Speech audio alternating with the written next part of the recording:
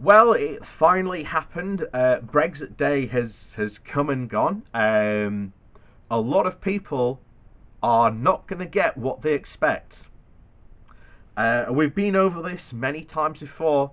Look, Brexit is not going to help the UK. The whole reason the UK joined the European Union in the first place was because its economy was falling behind the rest of Europe.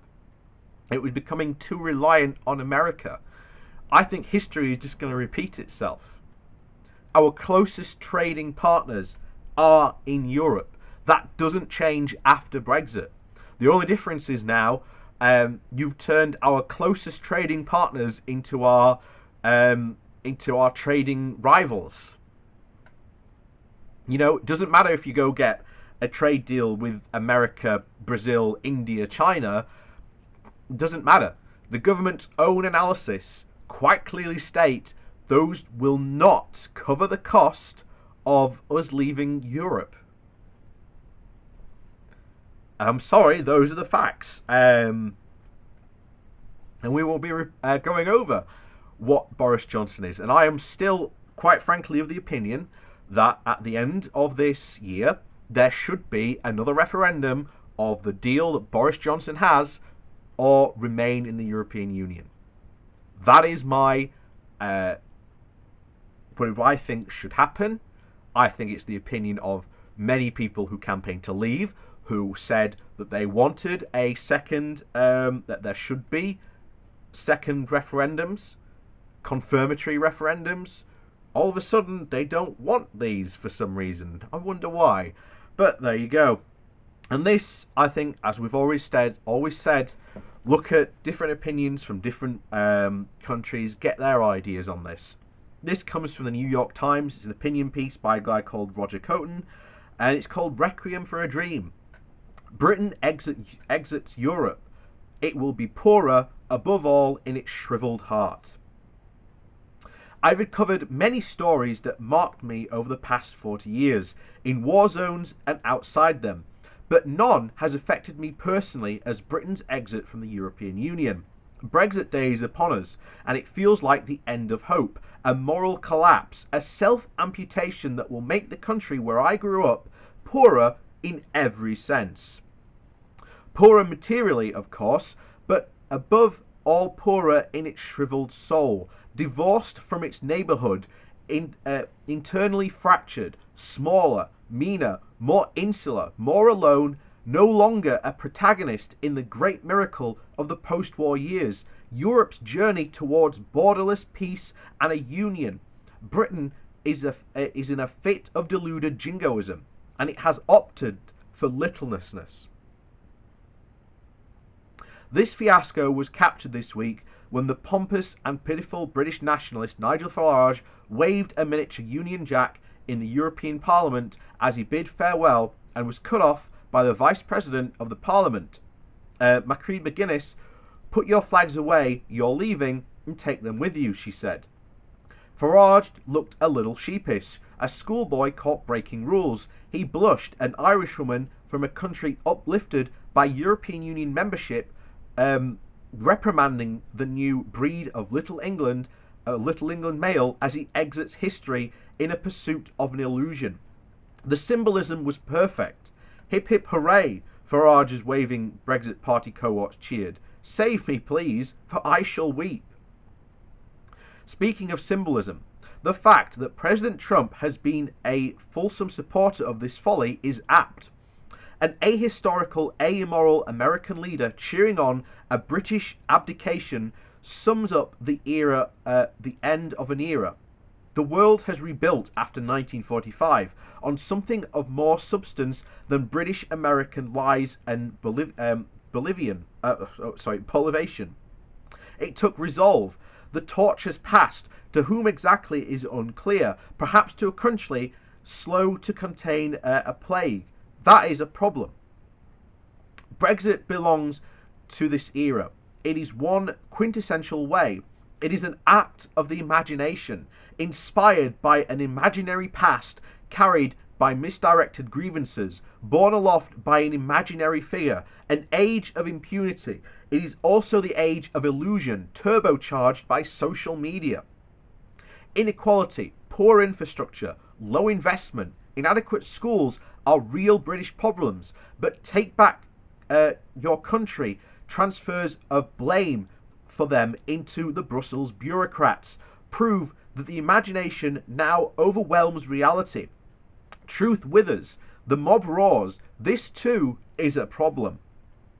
Yes, Britain was undefeated in World War II and helped liberate Europe, but it could only do so with its allies, and it was precisely to secure what is now turning its back on a free Europe, offering its people simply joys and hopes with making life worth living. Those are Winston Churchill's words in 1946. In a speech, he also contained this phrase: "We must build a kind of United States of Europe. Unbowed, Britain was once consequential. Consequential Britain, no longer." I use the word abdication advisedly. Europe needs the great tradition of British liberalism at a moment when Hungary and Poland have veered towards nationalism, and across the continent xenophobic hatred is resurgent. It is perverse for Britain to try and look away. Europe is part of Britain. Visit the great Norman monasteries in England and tell me this is not so. The British dead who lie in the continent's soil have given their lives for its liberty to tell the same story, interlaced with the fate from a different perspective. To be so orphaned is painful. The 47 years of British membership cover the entire arc of my adult life. Europa was our dream. I covered Anwar Sadat, the Egypt president, speaking to the European Parliament about hope and peace in 1981. 8 months before his assassination. So much for dreams. Yet they persist, for otherwise life is unavailable. I wandered from Brussels to Rome to Paris to Berlin to London, and everywhere I lived I experienced the same iteration of Europe's beauty as a physical thing, as a cultural bond, as a transformative idea. The sensation was most acute in Germany, where the idea of the Union was most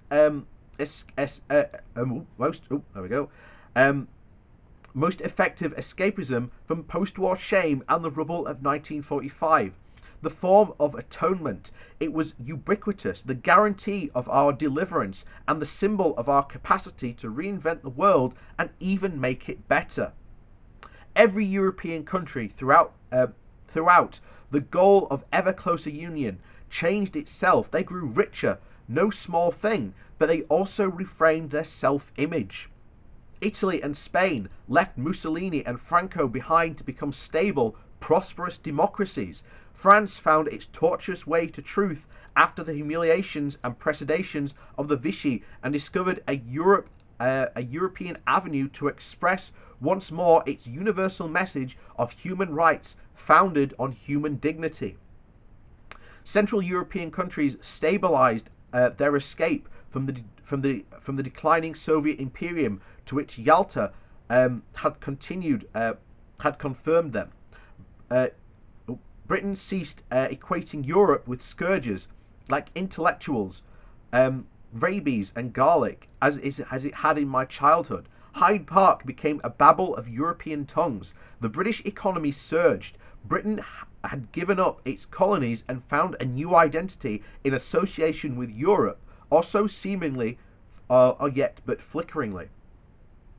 Then I lived in Sarajevo, covering the Bosnian War, and I saw in inert bodies torn by shrapnel and history revived as a galvanizing myth of might and conquest, the horror from which the European Union had saved my generation. It had laid a bad history to rest, but that was enough to be forever a European patriot. But it was not enough for the British. A quarter century later, in the words of my friend Ed Vellante, who had also covered that war, Britain has become a country that boards cheap flights for stagnites pissing out all over Krakow. Hip hip hooray.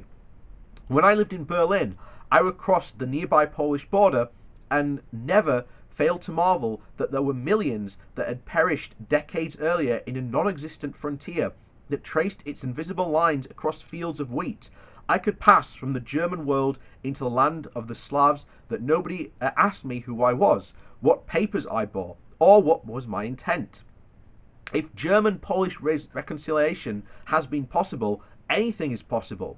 My only solace at this moment, a bunch of flag-waving fanaticists at the wrong end of anticultural tables. They have robbed British youth of the Europe they embrace. They will be looking on as 450 million Europeans across the way forge their fate. Their automatic right to live, work, and anywhere from Lisbon to Stockholm will be lost. I've lost my limb, more than my limb, my heart. Europe helped Britain grow bigger and more open and more prosperous. Now it will shrink. And another suffering friend, Patrick Wilmore, the diplomatic editor of The Guardian, sent me these lines. In the nightmare of the dark, all the dogs of Europe bark. In the living nations wait, each sequestered in its hate.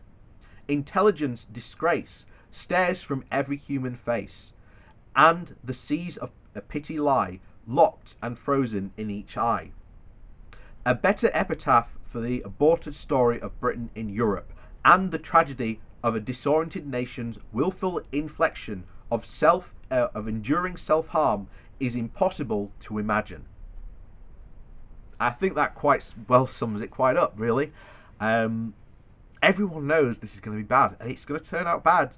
And most people, when I've been doing this since the beginning, so I know when I tell you, hey, it's going to be bad, and people get angry because they've been buoyed up. They've been jeered up by people like Johnson, like Farage, telling them how wonderful it's going to be. It's not. This is the year that Brexit breaks down. Brexit we've already said this many times, when Brexit meets reality, it cannot survive the collision. And this year, they've got no one else to blame but themselves for this. They own the majority in Parliament. You have now, quote unquote, won. What exactly, no one can say. But yeah, congratulations on your win. You've owned the libs, or whatever victory you want to take from it. But you have lost far more than you are about to gain. And this year will show that. Despite many Brexiteers claiming that we have the upper hand in all these negotiations, we do not. We have no leverage. We have nothing. We have to go to Europe. We have to negotiate whatever comprehensive free trade deal we can get. But it will never, ever be as good as being a member of the EU. And for those that are hoping for the foreign trade deals, these foreign trade deals will do nothing for us either. The government's own analysis show that it will only grow the economy by 0.02%. That is nothing. You always trade with your closest partners and closest nations.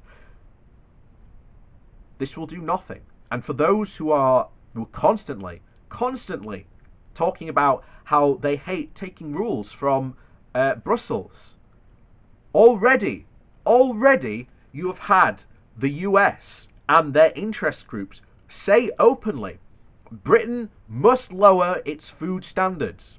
That means chlorinated chicken. That means lesser food standards. That is very likely. You've only got to look at the levels of food poisoning versus Europe. You know, food poisoning here in the UK is quite an uncommon thing. But in America, it's very common. It happens more often than it certainly does in the UK. That's undeniable because of their low food standards. That will put pressure on the NHS. And then we go to the NHS. They've already said the NHS must be on the table for it in a trade deal. This will mean getting rid of NICE, the organisation that basically goes out and makes sure that we have the best medicines available that are also cost effective and also good value for money. With that organisation gone, Donald Trump can force us to buy more expensive American medications that we have no option but to buy. They will even force upon us, and this isn't me making this up, they have openly said this, they have said that we must buy in a trade deal at least 20% of our medicines from the US. Those medicines, you've only got to look at the US. The American US pharmaceutical companies inflate their medicines to the public by at least 300%. And the NHS is going to be forced to buy them. This will put undue even more pressure on the NHS. And what happens, what the Tories have always done, is when an institution, they just cut the funding ever so more and more and more until it can't stand. And then, just as it's on the brink of collapse, they go, oh yep, see, public ownership of something can't exist. We're going to have to privatise it. This is the long dream of many of the Brexiteers who have been backing Brexit. And make no mistake, in the coming years, the idea of the, quote, will of the people will be used against you. So, congratulations, guys. You won. But at what cost? And we're about to find out. And make sure I will be on this channel telling you exactly what this means to you and this country. And it's not going to be good. And the only option will be to rejoin the European Union. That's just the fact.